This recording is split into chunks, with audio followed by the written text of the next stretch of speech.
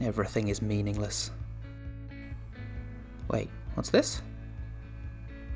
Distilleries can start dramming again. I'm in the heart of Edinburgh. I know exactly where I should go.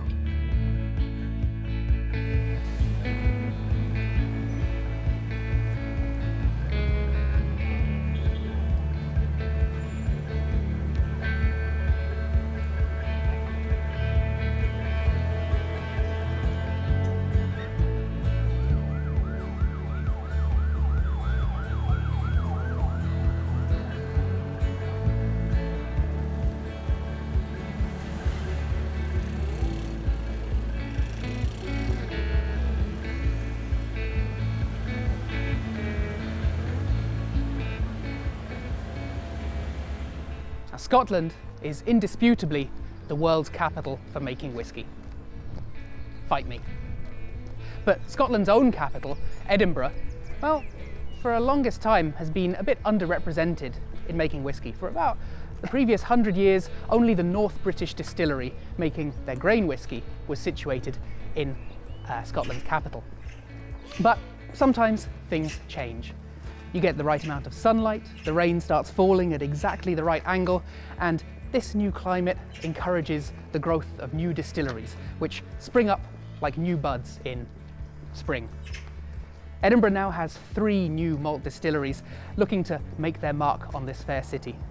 The Port of Leith, Crabbeys, and under the shadow of the Salisbury Crags, at the edge of the historic Old Town, you will find this distillery on my left.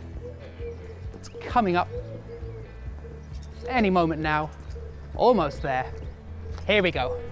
It's Holyrood Distillery. Now, they started up in autumn 2019 and we've come along to check out how they're doing. And here to meet me is Peter Adams, distiller in training and whisky nerd ascended.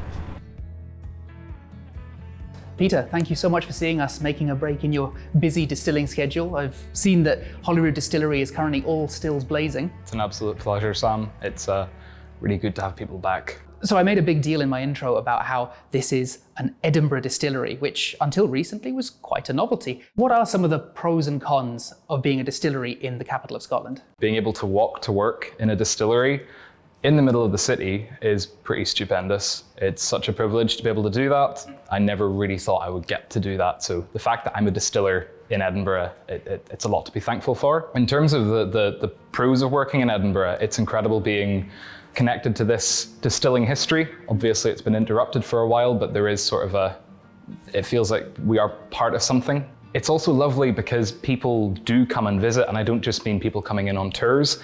People walk past the distillery all the time, and most of the time they don't know about it. It's just a random walking path, and then there happens to be a distillery. So you get lovely conversations with people when you're drafting out and someone goes, "What's that? What's going on here?" And is there anything that's not totally perfect about having a distillery here? So it is a bit of a logistical problem being a distillery in the middle of town. We're not very big. We need to get deliveries every single day, or every single day we're doing double runs of production. That's malt being delivered, it's IBCs to take away the new mec spirit. Of course we can't mature anything on site because... Where's the space? And not only where's the space, how safe is it to have thousands and thousands of litres of new mec spirit maturing in the middle of a city? Yeah. So we wouldn't, that wouldn't ever be the plan. We've got our own warehouse out in Kirkliston. So every day the warehouse team, who are kind of the unsung heroes of the place, they come in, they deliver the malt, they deliver the draft bins, they take away the IBCs, and they fill our spirit out there. Most distilleries will have grain silos. You fill those up and then you've got weeks of production that you don't even need to think about. And it's the same with our waste. Everything we do here, we need to be thinking about, well, how are we going to move this? How are we going to store this? You know, it's the challenge of being a small distillery and being slap bang in the middle of a city. You started your time here as a tour guide and are now basically a trainee distiller, but kind of in charge of the whole process from what I've seen. I've been here 3 months full-time training, and my brain has been completely rewired.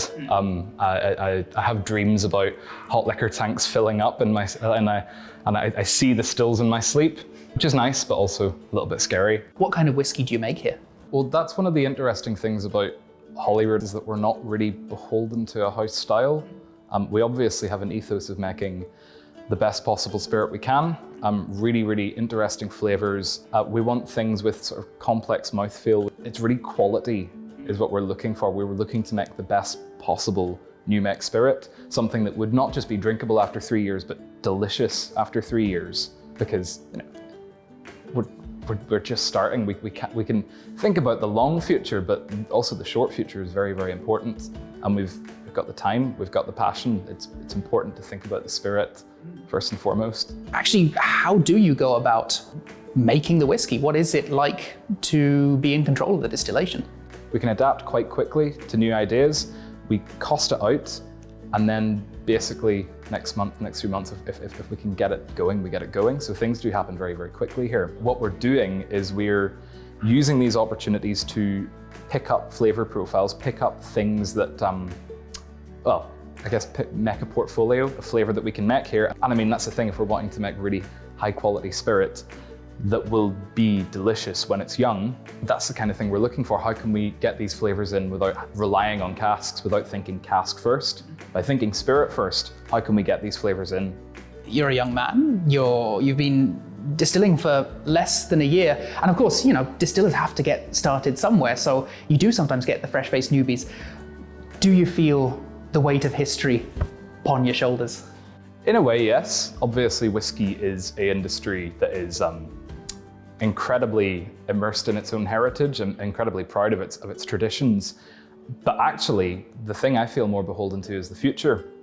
What I'm doing right now, I mean, in a few years' time, we'll have product, but it could be older than that. We could keep it in the cask for longer. I could be making stuff today that could be opened in 10 years' time. It could be opened in 20 years' time. It could be, if I make spirit now and then it ends up being bottled when it's 30 years old, I'll be in my 50s. I feel like I'm thinking about the past all the time, but really I'm thinking more about the future. I'm thinking, what do I owe the future, and what do I owe people, both the distillers who will come after me and the drinkers who will be enjoying this spirit, enjoying this whiskey when the time comes. So it's a very weird industry to work in that way. You're kind of stuck.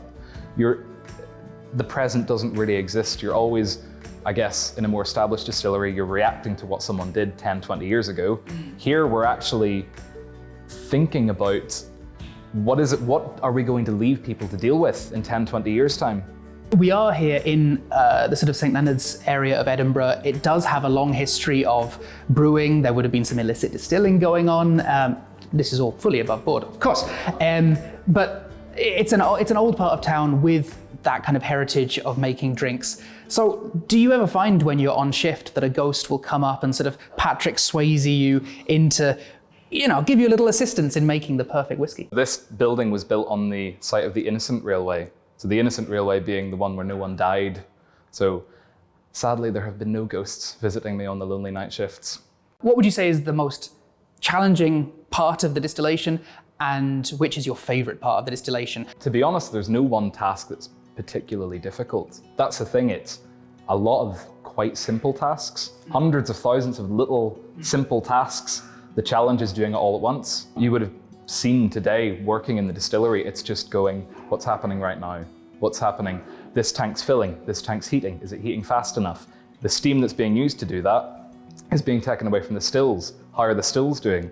Are we near making the cut? Oh, I need to pump the wort now. All of these things happen simultaneously, but never in the same order. So you need to know all of these systems, understand how they relate to each other. It's great. I mean, I go into, now that I've been here a few months and I've gotten I'm not saying very well experienced yet, but I've got some grasp of how a distillery runs. You just go into flow. You just don't notice that the hours passing, so it's difficult.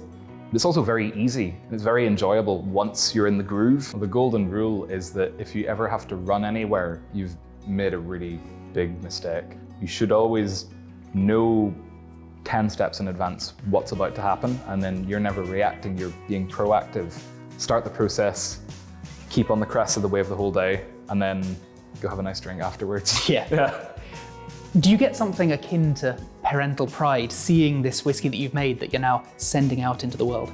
In a sense, yes. I do feel very, very proud of the work I've done and actually seeing the product of it. I mean, it's incredible. It's not just, I mean, this is a factory. This is a place where we make things, but it's having this incredible emotional connection to it. And also just enjoying the work that makes it like really special when you see the end product. But to be honest, it's not even the spirit. The bit that gives me the most satisfaction is right at the start. You do a mash, and then you check your gravity at the end of it. You take a sample of the wort, and you put a hydrometer in it, and you see how much does it rise. And if it rises a lot and it shows you a high gravity, you've got a lot of sugar, which means the yeast has a lot to eat. So you'll get a lot of alcohol, so you'll get a really good run. And that's the deciding thing of everything in terms of how to produce spirit. You need good gravities. So at the end of the day, if you look and you see this hydrometer go whoosh, go right up quite high, that's such a good feeling. It's so good. It's like, I did that. I did that. I mean, the grain did that, but I did that. Holyrood is a new distillery. First still started running in about autumn 2019. So what are some of the advantages of starting a distillery in this day and age? We are not beholden to our own past. We are kind of free to experiment and to produce spirit our way. And we're also it's very easy for us comparatively because we're quite small, and we're very eager to find what people actually want in good whiskey, really hone in on it. So one thing that we've been doing recently is we started our Made by Edinburgh. People can buy casks, individual casks. A lot of people have gotten together in syndicates or in little groups, or their family and friends, and they've bought casks together. They can choose what kind of cask they want. They can choose, what they want their spirit to be matured in. The actual recipe we're using, we are making something that Edinburgh itself could be proud of. Because I mean, we're immensely proud of Edinburgh. So for that recipe, we're using Lothian barley, so sourced from local farmers, and we are using a particular Edinburgh ale yeast. Along with, as well, because we can do this, part of the malt is also going to be a little bit of dark crystal and a little bit of chocolate malt, which is one of those things that when bigger distillers do that, it's an immensely huge decision, and it's a tiny fraction of their production. But for us, it's quite simple for us to move on to a different run of production. I mean, we've done it this week.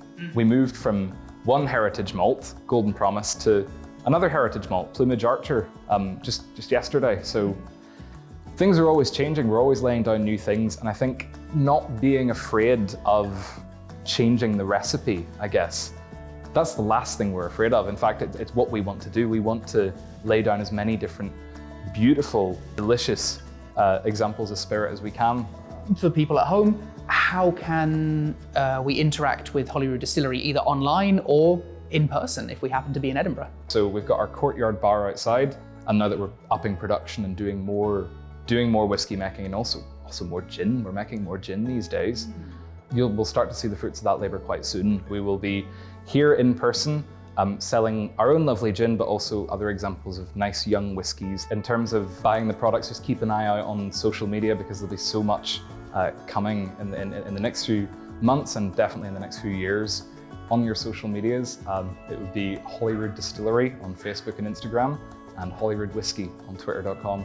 Peter Adams, thank you. You've had a full and busy morning of distilling, and you've been gracious enough to talk to us, and we're really excited to see how Holyrood keeps on carving its path. Thank you so much. Thank you very much, Sam. Always a pleasure.